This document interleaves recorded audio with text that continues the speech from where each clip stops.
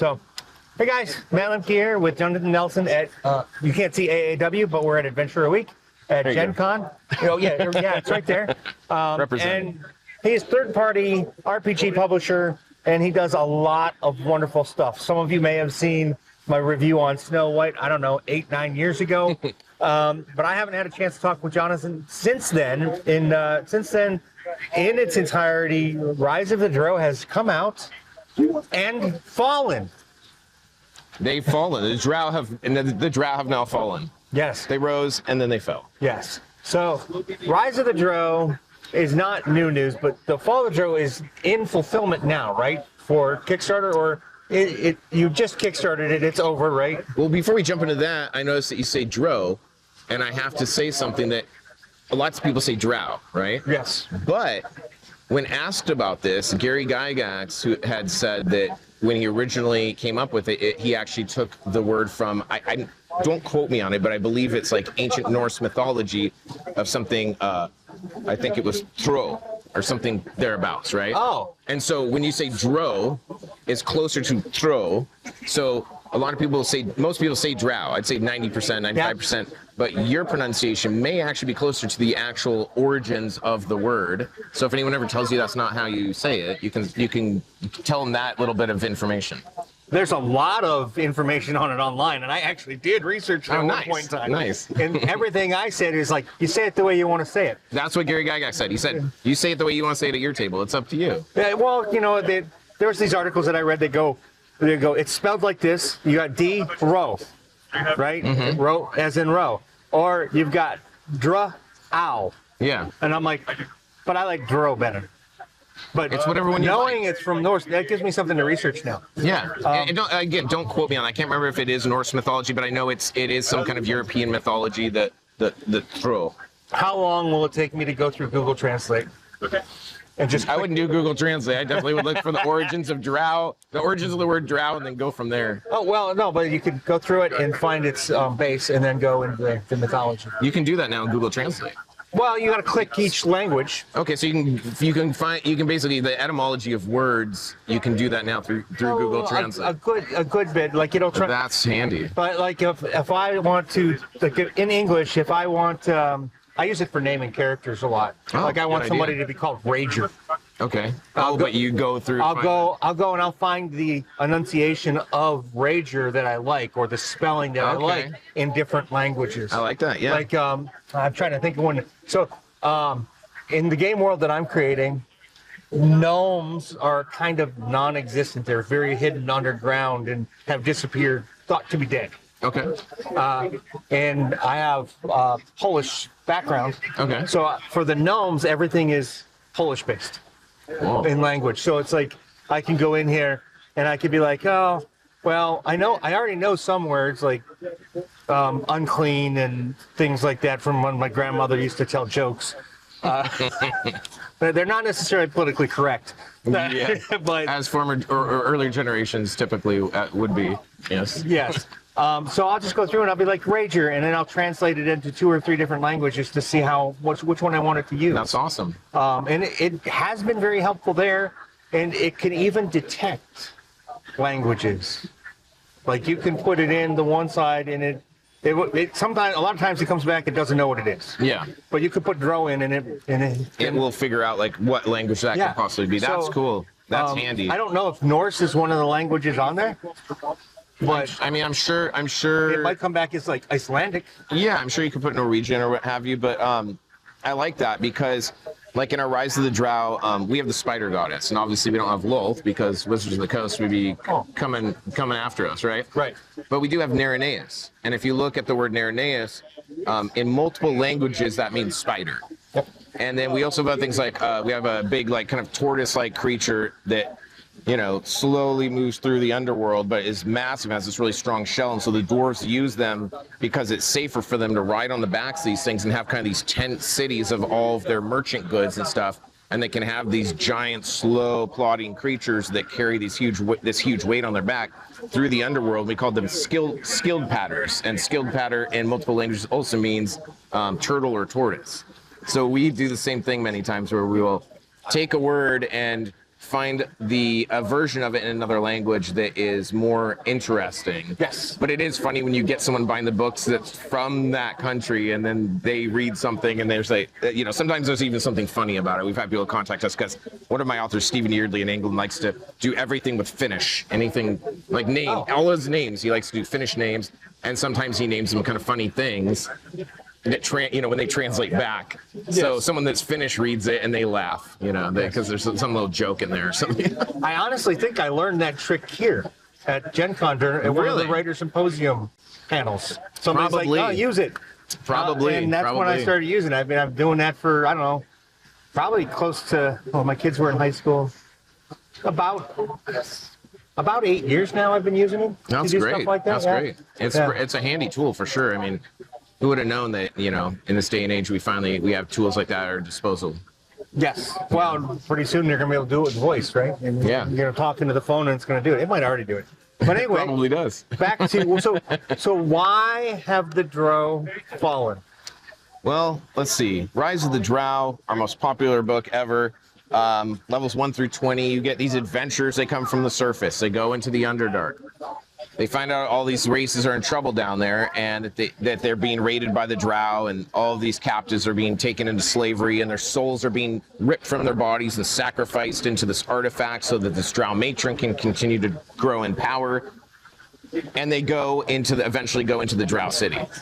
They eventually go to the top of Tolgorth Tower. They fight the matron Maelora at the top of her tower. She's basically the lady in charge of the entire city, this massive Drow metropolis. And they defeat her. The tower falls. The artifact is destroyed. The tower implodes as it was once a stalagmite. And as it comes down, it starts blowing up, and there's portals to the demiplane of venom. They spew venom out into the city. The thing falls. A large section of the city is destroyed. And after that, she still, somehow her essence escapes because she's obviously has a backup plan. So then her essence goes into the demiplane of venom. And in our world, Nereneus exists in this plane. This is the spider goddess, right? So, and this matron is the chosen of the spider goddess. So you have the chosen of the spider goddess in the demiplane of venom. And then the adventurers follow her there. And they fight her in her new form, her dark angel form, and they defeat her. So they defeated the chosen of the spider goddess on her own plane of existence.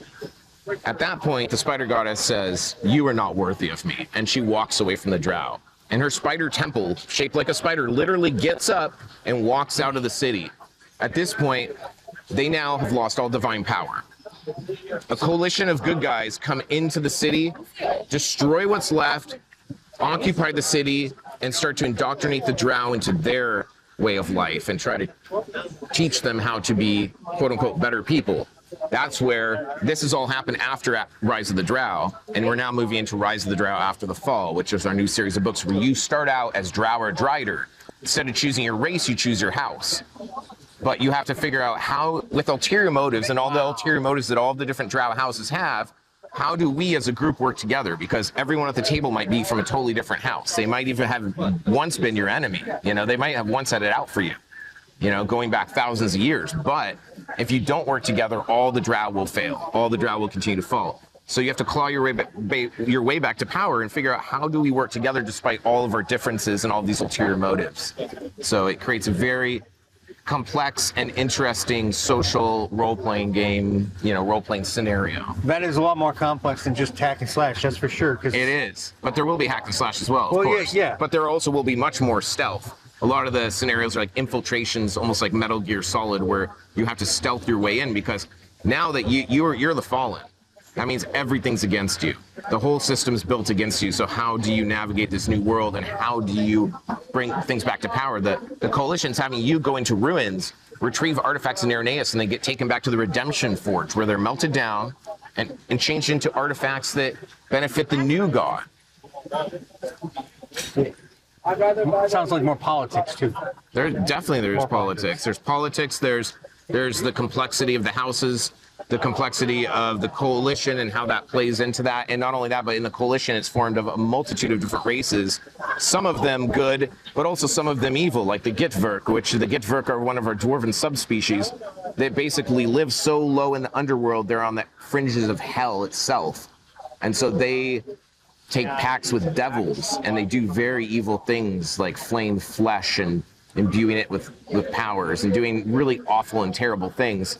And this coalition of, again, quote unquote, good guys they're not all good, and they're not all doing good things, you know? So you end up with some very interesting things where the coalition itself can become fragmented as well.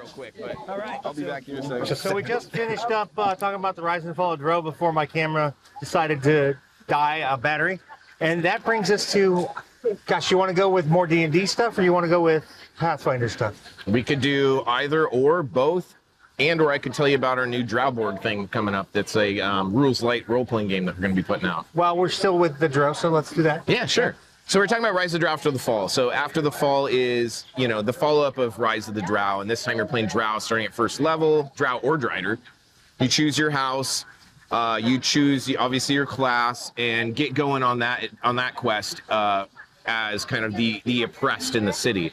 Well, we decided to take what we'd created story-wise, the setting-wise for that, and do something kind of grimdark and even darker than what had happened in After the Fall, and do something called Drowborg. And what Drowborg is kind of a Morkborg compatible spin-off. And what it is it's a rules light system, like a lot of the other ones that you've seen out recently. But this edition-ish, yeah, feels to me. Yeah, or like first edition, but even lighter, right? Like Shadow Dark, like the recent Shadow Dark is kind of, I picture like first edition, but like, you know, rules light version, so that you can kind of get playing quickly, but there's still a high chance of death. Very. You know, like back in the day when you have a wizard with 1 hit point and a rat bites you, and that's it. You're all done. 0 hit points, and that means you're dead. I've played some Pirate Borg, and it's quite. Is it quite brutal? It can be. Did you die? Well, I was the GM, so no. Did anyone else die? Several times. So, yeah, see, there you go. So this is one of those where you generate your character through a bunch of random rolls and things like that, and then figure out how you're going to progress in the story and in the game. And a lot of times you end up having to use your wits to overcome things. We're in the alpha build of it right now. So our game masters who are running games in our games room over at the JW Marriott here, we have like 6 different games that are running. We have about 18 tables that go all day there. And they're running a bunch of games for 5e. After hours, one of the days, I had just the GMs as a special invite, and just a smattering of them were able to make it, because, you know, Gen Con, everybody gets stuff booked up like crazy. But it was great because some of them were old friends, some of them were GMs have been coming for years and running for us, and we got to sit down, and I got to run them an alpha build of Drowborg, and actually one of the GMs right here getting some free loot right now at the booth as we speak, which is nice. Thank you, Jake, for running games. But yeah, so we sat down, we got to play a game of it, and I couldn't believe it. 3 of the players ended up starting out with just 1 hit point. And I don't know how, but through sheer luck and high rolls, no one died. And I couldn't believe it, because every time I've run this before, we had at least 1 to 3 player character deaths. Yes. And I couldn't believe it. But that's the fun of these kind of rules light games, is that you know that you're up against the seemingly impossible, and there's something really exciting when you're actually able to overcome some like really crazy challenges, a lot of them through sheer wit. You know, how can we outsmart this? How can we overcome this? How do we avoid this challenge? Or who's going to step up to do this, that, or the other thing? You know, it's like pretty cool. But Drowborg is like even darker than the After the Fall, in the fact that you're Drow living in ruins, a lot of times even underneath the city, and your city's completely destroyed. The demi-plane of venom is spilled into the city everywhere. There's toxic pools of venomous sludge all over. And as you're moving about, you're starting to mutate. And so in this game, as you're making rolls, if you fail a roll, you get a venom point. You can use a venom point to re-roll anything you want, but if you fail that re-roll, you get a mutation. Like you might get a spider appendage, like a spider leg springs out from here, and all of a sudden, or you might start twitching, and you might develop all of a sudden 8 eyes, you know. And there's usually some kind of a boon and some kind of a bane with each of these, right? So something good, something bad comes from each of these mutations. Well, as time goes on, if you get too many mutations, you turn into a monster. And at that time, usually in D&D, you might turn over your character sheet to the DM, not in this case. You get to become a monster, and you can go ahead and start trying to attack, kill the characters, do whatever you want, really. You know, you can just go mad and go after the party. You're essentially, now you've switched over to the dark side or what have you. But it's gritty, it's dark. I mean, you might start out with like a bone shiv as a weapon and, you know, some piecemeal kind of garbage armor, but it's like you're starting out from the bottom and you are clawing your way back trying to find relevancy for the Drow once again in the Underdark, but you've got a long ways to go. It sounds brutal. It's very brutal.